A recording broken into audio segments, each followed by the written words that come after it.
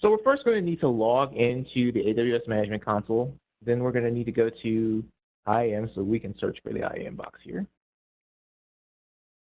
And this will take us to the Identity and Access Management Console. And from here, we're going to look at our users, and then we're going to look at groups, and we're going to see how we have permissions assigned.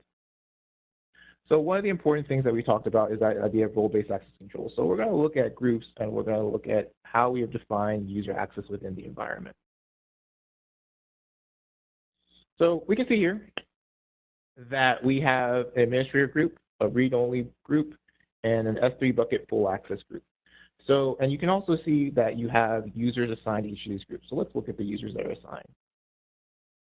So we can see here that we have a user called IAM policy demo that's assigned to the administrative users group, and they have that group assigned. We can see that we have here the S3 bucket full access group, and we can see that the IAM policy demo user is also in that group.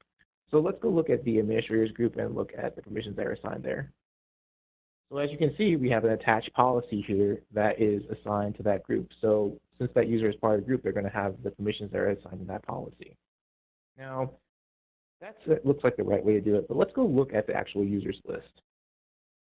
So let's go look at the IAM policy user, and we're going to look at what's assigned.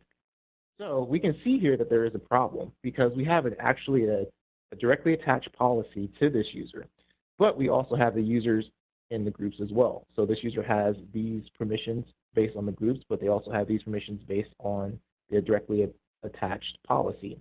So what we want to make sure of when we're designing our identity access management architecture is that we're not directly attaching policies, because this becomes very, very hard to manage, and it can also lead to scope creep in the user's permissions. So we want to make sure that we're using either groups or roles to directly assign permissions to the users.